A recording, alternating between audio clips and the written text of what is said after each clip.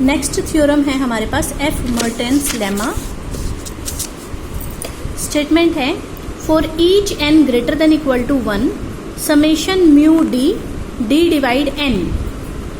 अगर n की value 1 है तो आंसर 1 आना चाहिए, अगर n की वैल्यू 1 से बड़ी है तो आंसर 0 आना चाहिए। लेफ्ट साइड किस चीज को रिप्रेजेंट कर रही है? n के जितने भी डिवाइजर्स हैं उन सब के ऊपर म्यू लगा के उनका सम। ठीक है, लेफ्ट हैंड साइड इस चीज को रिप्रेजेंट कर रही है और हमें बताना है अगर n की वैल्यू 1 हो तो ये समेशन 1 आना चाहिए, अगर n की वैल्यू 1 से ज्यादा है तो ये समेशन 0 आना चाहिए। ठीक है, सो पहला केस अगर n 1 है, दूसरा case if n is greater than 1। सो अगर n की वैल्यू 1 है तो यहाँ n की जगह 1 पुट कर दिया। अब 1 के कौन कौन से डिवाइजर हैं? 1 को तो सिर्फ 1 डिवाइड करता है, तो ये क्या बच गया? खाली म्यू ऑफ 1। ठीक है, अगर d डिवाइड करता है 1 को तो इसका मतलब d मस्ट बी 1, तो ये हो गया म्यू ऑफ 1, और म्यू ऑफ 1 हमने कितना डिफाइन किया था? 1। सो पहला केस हमारा पूरा हो गया कि अगर n की वैल्यू 1 है तो ये समेशन 1 के इक्वल आएगा। Now case 2 if n is greater than 1, तो ये हमने n की फैक्टराइजेशन कर दी, ये हमने n की फैक्टराइजेशन कर दी जिसमें pi डिस्टिंक्ट प्राइम है और पावर 1 या 1 से ज्यादा है।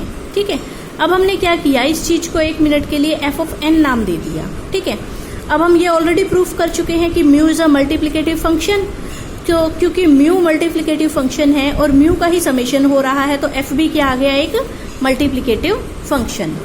नाउ इस चीज को यहाँ लिखा, f ऑफ n को यहाँ लिखा, n की वैल्यू पुट कर दी, और क्योंकि इन सभी प्राइम्स की आपस में जीसीडी 1 है तो f के मल्टीप्लिकेटिव होने की वजह से f सारे प्राइम्स की पावर्स के ऊपर अलग अलग लग जाएगा। यही होता है मल्टीप्लिकेटिव फंक्शन कि अगर दो नंबर की जीसीडी आपस में 1 है और फंक्शन उनकी प्रोडक्ट पे लगा है तो फंक्शन दोनों पे अलग अलग लग जाएगा। ठीक है, अब हम ये निकाल के देख लेते हैं, फिर ये निकाल देंगे, फिर ये निकाल देंगे, इन सब की वैल्यू यहाँ पुट कर देंगे तो इसकी वैल्यू आ जाएगी। ठीक है, सो अब हमने लिखा f ऑफ p1 की पावर k1। यहाँ से देखो n की जगह ले लिया p1 की k1, n की जगह आ जाएगा p1 की k1। अब p1 की पावर k1 को कौन कौन से नंबर डिवाइड करते हैं? 1, p1, p1 square, p1 cube से लेके p1 की पावर k1, ये सारे नंबर हैं जो कि इसके डिवाइजर्स हैं। अब ये समेशन कैसे खुलना था कि वो नंबर्स जो इसको डिवाइड करते हैं उनका म्यू लेके उसका समेशन, तो ये सारे नंबर थे जो इसको डिवाइड करते थे, इन सब का म्यू लेके इनका समेशन। म्यू ऑफ 1 कितना होता है? 1। एक प्राइम है तो -1 की पावर 1, किसी एक भी प्राइम की पावर 2 या 2 से ज्यादा हो गई तो उन सब पे म्यू 0 आंसर देता है, तो ये सारे हो गए 0, तो ये बच गया 1 -1 और बाकी सारे 0, और कुल मिला के सारे ही क्या हो गया? 0।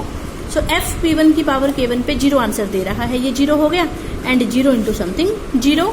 So summation mu d D divide n this is equal to 0 for n greater than 1, और यही हमें प्रूफ करना था। ठीक है, इसके बाद है तीसरा रिजल्ट, इसका नाम है मोबियस इन्वर्जन फॉर्मूला।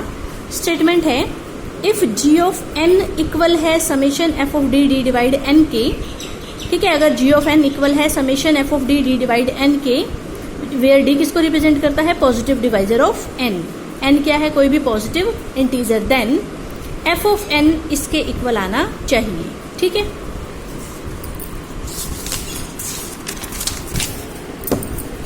सो हमने इसके प्रूफ में लिखा कि ये हमें गिवन है कि g ऑफ n इसके बराबर है। जब यहाँ d है तो यहाँ d आ जाता है, अगर मैं यहाँ d की जगह c लिख दूं तो यहाँ भी d की जगह c आ जाएगा। ठीक है, so g of n equal है summation f of c where c divide n। c किसको रिप्रेजेंट कर रहा है? n के डिवाइजर्स को।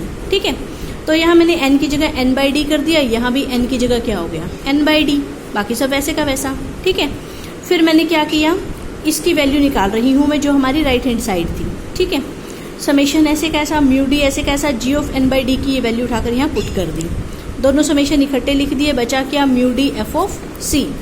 अब देखो यहाँ पर था कि d डिवाइड करता है n को और c डिवाइड करता है n बाई डी को, यहाँ लिख दिया मैंने ये d डिवाइड करता है n को और c डिवाइड करता है n बाई डी को। अब अगर c डिवाइड करता है n बाई डी को तो d को इधर ले जाओ, c को इधर ले आओ, तो वहां से हो जाएगा कि d डिवाइड करेगा n बाई c को, तो ये लिख दिया d डिवाइड करता है n बाई c को। ठीक है ना, और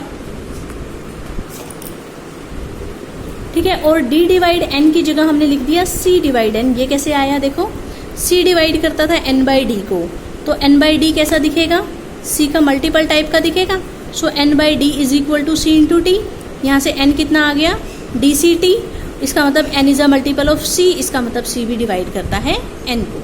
ठीक है, तो हमने d डिवाइड n की जगह लिख दिया c डिवाइड n, और c divide n by D की जगह लिख दिया d divide n by c। d इधर चला गया, c इधर आ गया, बाकी दोनों ऐसे के ऐसे।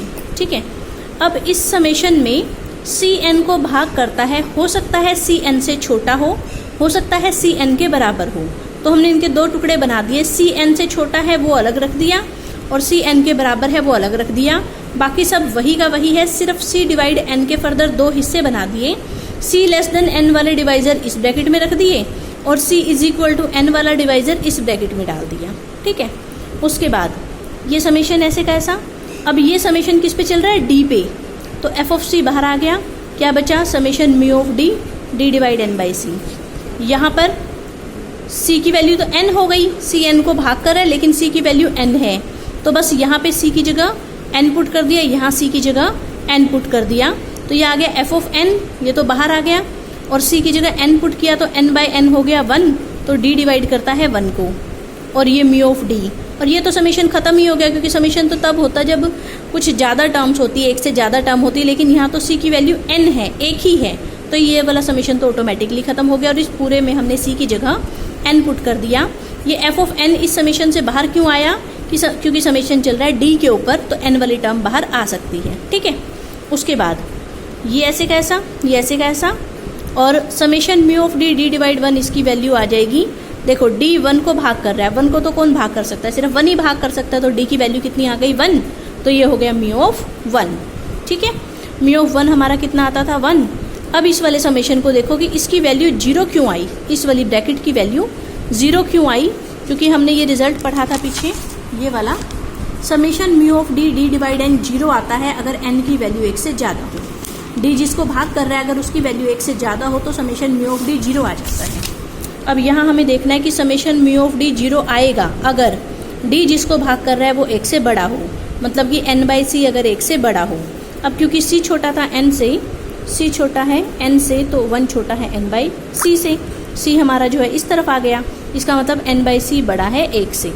तो क्योंकि ये नंबर हमारा 1 से बड़ा है, ठीक है, देयरफॉर ये पूरा हमारा क्या आ गया 0। ठीक है, ये हमने वो रिजल्ट लगा दिया मर्टन्स लेमा, तो ये पूरा समेशन क्या आ गया 0, ये तो 0 इंटू समथिंग 0 हो गया, बचा क्या खाली एफ ऑफ एन। सो हमारी ये वाली चीज़ जिसको कि हम सॉल्व कर रहे थे, दिस वन किसके बराबर आ गई, एफ ऑफ एन के, यही हमें प्रूफ करना था।